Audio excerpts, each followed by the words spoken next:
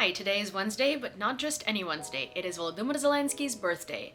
And boy did the universe wished him a happy one. What happened? Let's discuss. Russia is reportedly headed for major defeat. And some shots were fired between the president of Ukraine, Volodymyr Zelensky, and the self-appointed president of Belarus, Alexander Lukashenko. Then Russia has been caught big time in international provocations.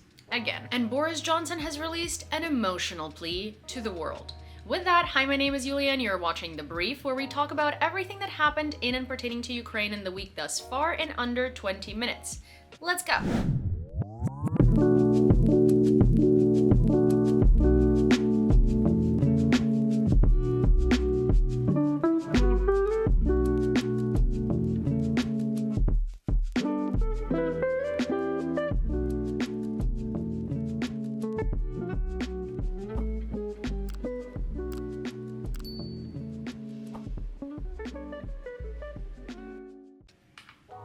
According to Foreign Affairs, Russia is headed to a major defeat, and here are their three most likely scenarios of the development of the events. 1.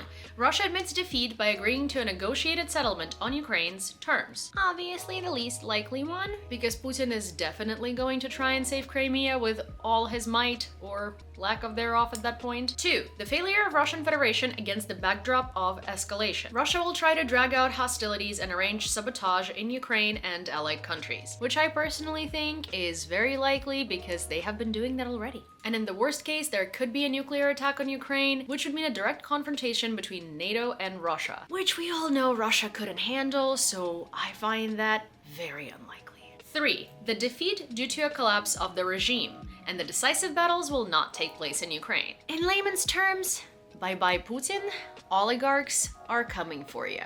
And maybe some people with torches and stuff. Those battles would be in the halls of the Kremlin or on the streets of Moscow. The Russian Federation would be facing a coup d'etat and a civil war within the country, which honestly I find it so laughable because Russians revolting? What? And in this case, Europe should be preparing for the unrest that the fall and collapse of the Russian Federation will cause. Which one of these scenarios do you find the most likely? Let me know in the comments. So now let's back the statement of Russia collapsing by some facts coming from the front lines recently. The Sидящая Ruсь, a charitable foundation, estimated that only 10,000 out of 50,000 recruited alcoholics, prisoners, and whatnot have remained as a part of Wagner PMC. Why? All the others were killed, wounded, disappeared, deserted, or surrendered to the armed forces of Ukraine. I mean, that's what happens when you recruit people from colonies that don't actually want to fight. They just want to get out of jail. And get out of jail fast, which is exactly what they did. They're not prepared for the battlefield, so they're an easy kill, and they're not trustworthy. They're criminals. Of course they were gonna desert. I don't know how Prigozhin didn't see this coming. And according to the Institute for the Study of War, due to this and also the unsuccessful failed offensive in Bakhmut direction, his star is beginning to fade rapidly. Let's backtrack a little and figure out why Prigozhin's mercenaries ended up on the battlefield in Ukraine on the front lines to begin with. Putin turned to him and Surovikin with the demand to continue the war after the major failures of the RF armed forces, and that was a major chance for them to prove themselves, which was incredibly unsuccessful after the many failures, including Bakhmut. Moreover, Prigozhin has underestimated his own self and decided that his star indeed was born, and that he could challenge Gerasimov and Shoigu for the supremacy in the Russian military field. However, after many failures and many defeats, he lost his credibility in the eyes of Putin. So sad. And Putin is now banking again on the armed forces of the Russian Federation, and he's going to try and get back on the path of rebuilding his army. It's late, don't you find?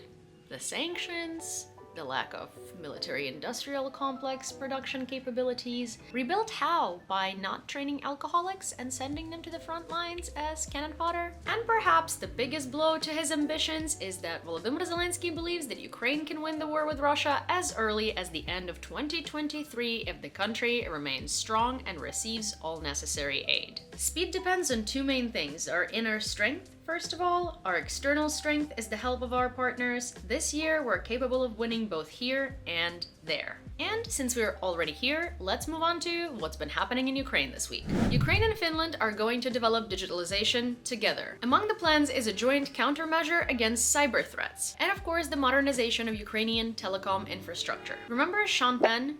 He was one of the first worldwide famous celebrities who expressed his undying support for Ukraine and stepped up to help us raise money. He's one of the ambassadors of United 24, and so he filmed a documentary about Ukraine called Superpower. It will be shown and discussed at the Berlinale. Major honor, by the way. Major pleasure. And the main subject will be the role of art during war. Let me take the liberty here and say that, unlike Russians who make art in support of Ukraine, this man went to the front lines, filmed a documentary, helped raise millions of dollars for Ukrainian infrastructure rebuilding, and has been quite literally lobbying the Hollywood, the United States government, everyone to keep supporting Ukraine. See the difference here? Oh, by the way, let's go back to major honors for a second. Major baggage. The historical center of Odessa has been added to the UNESCO Heritage List. The application was put forward back in 2009, but the Russian invasion accelerated the process. What does the UNESCO World Heritage List mean? That just means that the entire city center is now under the protection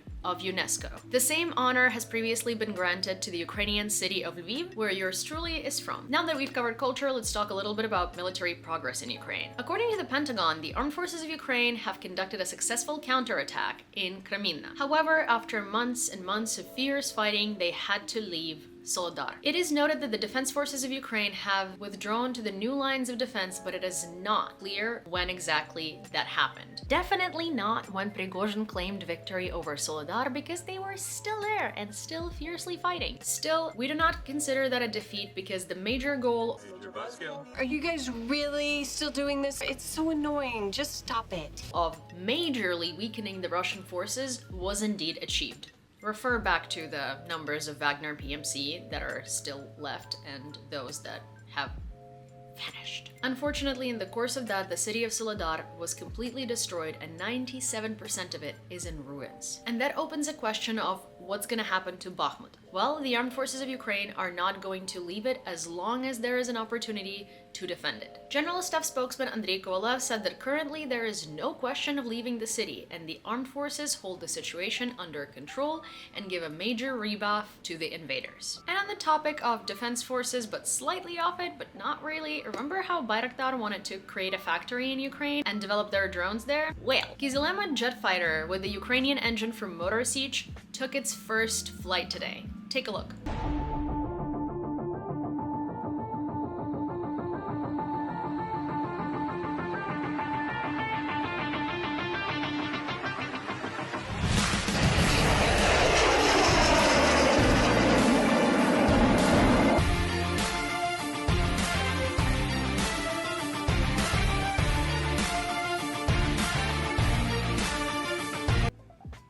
Cool, right? You know what's even cooler? Remember this guy? The commander-in-chief of the Armed Forces of Ukraine, Valery Zaluzhny, received an inheritance in the amount of $1 million from the United States. It came from an American of Ukrainian origin, Grigory Stepans. And what did Zaluzhny do with the money? He transferred it to the account of the Armed Forces of Ukraine. Now that's a commander, if you ask me. And you know what would be even cooler than that is if you help the algorithm spread the news about Ukraine by liking this video, leaving a comment, subscribing to my channel, and turning on all of your notifications. And I would be so incredibly grateful for that. Thank you. So you might have heard that Ukraine offered Belarus to conclude a non-aggression pact, because it only makes sense for us to reassure the dictator Lukashenko that we have no desire to attack them, right? Well, he didn't think so. I don't know why the Ukrainians do this. You mean offer you a non-aggression pact so you wouldn't attack us for no reason? Yeah, why would we do this? On the one hand, they ask us not to fight with Ukraine under any circumstances so that our troops do not move there. They propose to conclude a non-aggression pact. And on the other hand, they're preparing this noisy mixture and they are being armed. Poland and Lithuania were generally stunned. Why they need this is unclear, so we are forced to react harshly. When have we ever expressed any desire to do anything other than defend ourselves if you cross our border with your troops? but sure. Anyways, Zelensky had a response to this as well. You hear everything that Ukraine officially offers. We're not going to attack Belarus and have not planned to. There are no such intentions. And this is the main signal from the entire Ukrainian people. It is very important for us that Belarus does not lose its independence. I mean, what independence are you talking about, Mr. President? The one from Russia or the one from their internal dictatorship? Because they don't have either. And since we've arrived at Belarus, remember the Minsk agreement, the one that has been, well, the two that have been violated by Russia multiple times after Russia had already invaded the sovereign territory of Ukraine, and then was used as one of the millions of excuses as to why Russia had to attack Ukraine. According to the head of the foreign ministry of Ukraine, Dmytro Kuleba, Minsk agreements have to become an example of how not to negotiate with Russia. Let him explain. The mistakes of the Minsk process should not be repeated. In fact, they should be an example of how not to negotiate with Russia. Any hypothetical Minsk III will have only one result, an even more bloody war. Partners should force Russia, not Ukraine, to make concessions. Yeah, if you want to know more about Minsk agreements, please let me know in the comments and I will make a separate video on them, because I have noticed that there is a lot of misinformation and a lot of confusion on what happened, why it happened, who broke what, and why are these agreements often used by trolls and Russophiles to counter the Budapest Memorandum. All good things must come to an end, so let's now move on to Russia.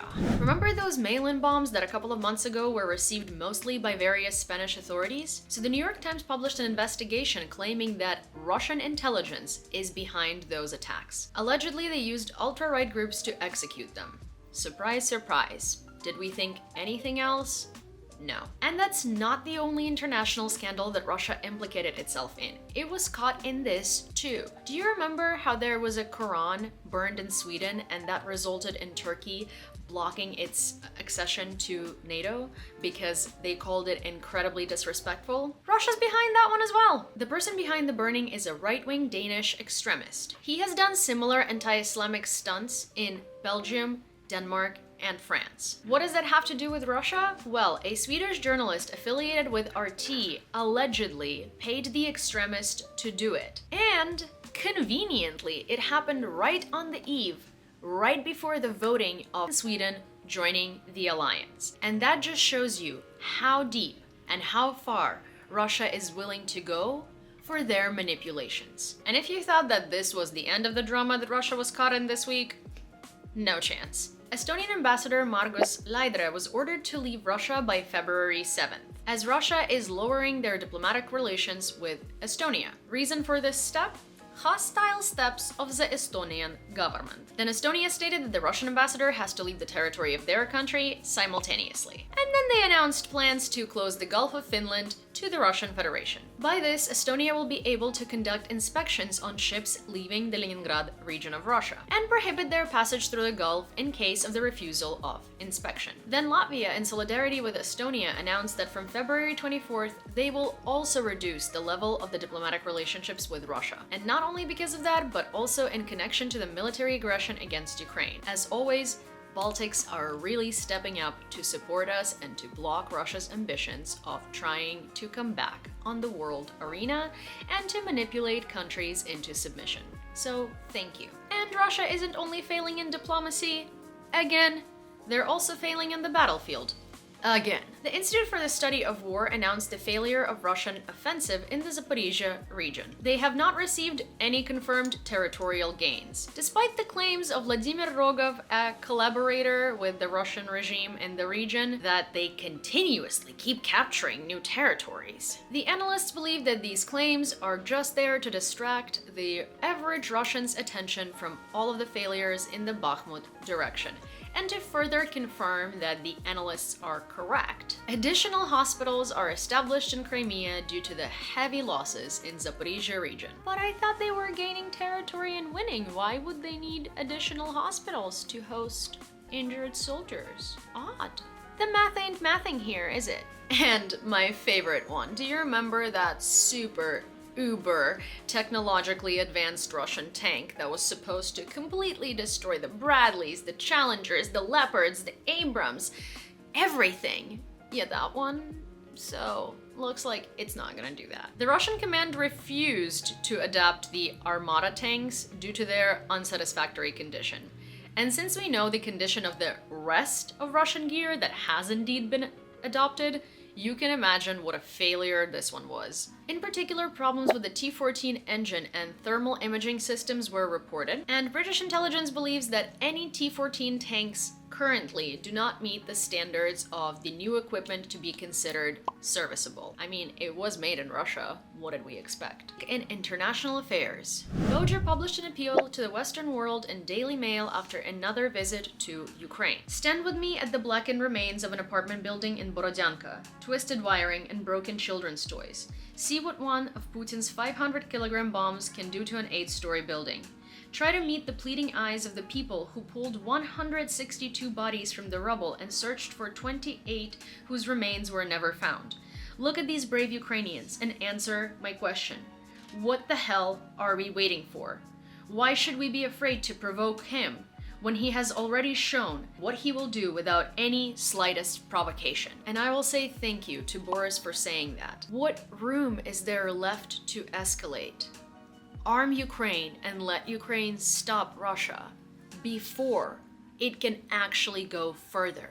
That's not escalation, that's de-escalation. And for that reason, Estonia approved the largest package of military aid to Ukraine worth 113 million euros. They're also giving us all of their 155mm howitzers as well. And the reason for that is this. In this way, we want to create a precedent so that other countries have no excuse why they cannot provide Ukraine with the necessary weapons to win the war. Estonia hopes to become an example for other Western countries to stop looking for why not and start looking for why yes. Then a miracle happened. I don't know, maybe Viktor Orban has shed a tear at Boris Johnson's plea or something. But Hungary has unblocked the allocation of 500 million euros of military aid to Ukraine. Why is it a miracle? Well, because Hungary has been doing everything in their power to F Ukraine and help Russia. So it's really nice to see that they probably were, I don't know, offered some resolutions or sweetened the pot, but at the end of the day, they decided to unblock the aid and give Ukraine a chance. And then the Biden administration dropped a bombshell. They provided the Chinese government with evidence that some Chinese state-owned companies are helping Russia in its military operations in Ukraine. This aid allegedly is both economic and non-lethal military aid and allows Russia circumvent the sanctions. The US is so alarmed by this that they're going to have a serious conversation with China on the implications of such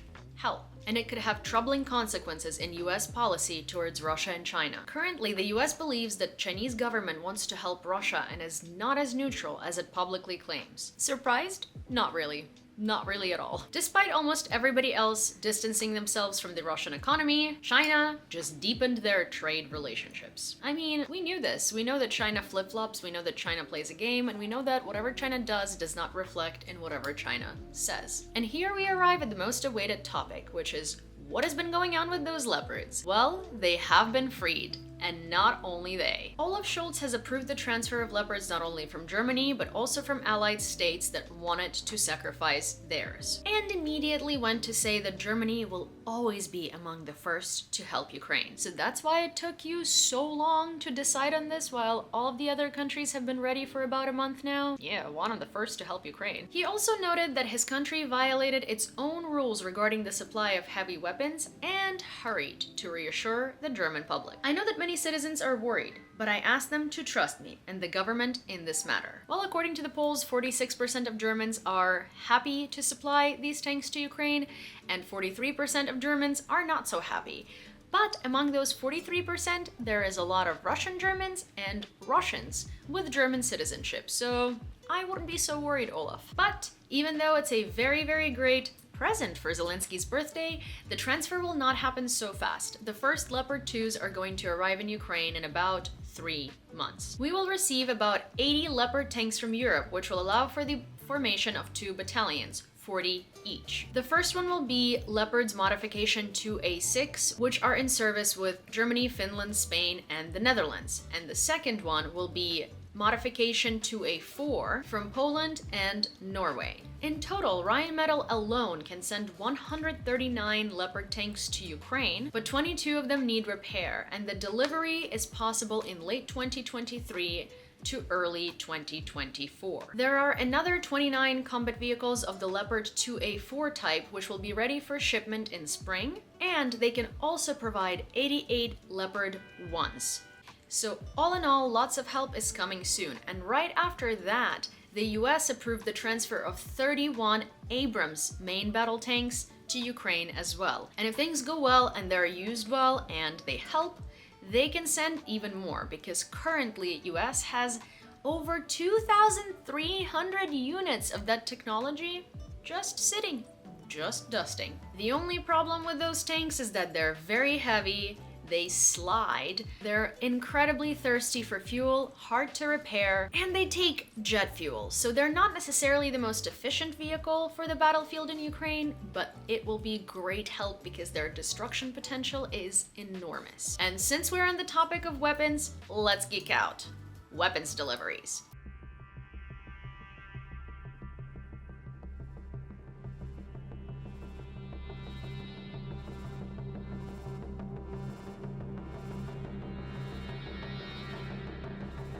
And here is a little bonus from United 24, where they're gonna explain to you why are Leopard 2s so important to the battlefield. Here we go. Leopard 2 is a tank equivalent of a Porsche. It is the world's most popular third-generation tank that is in service with more than 20 countries. Soon, Ukraine might also receive Leopards. The tank weighs 55 tons and reaches a velocity of 68 kilometers per hour. Its projectile penetrates 560 millimeters of armor at a 2 kilometers distance. Meanwhile, Russia's main tank, T-72B3, has only 530 millimeters of frontal armor. The Leopard's front side can hold a direct hit of a 125 millimeters Russian projectile. Ukrainian generals claim 300 tanks will be enough to gain victory over Russia, a goal that can be reached, considering that more than 3,000 Leopards have been produced to this day.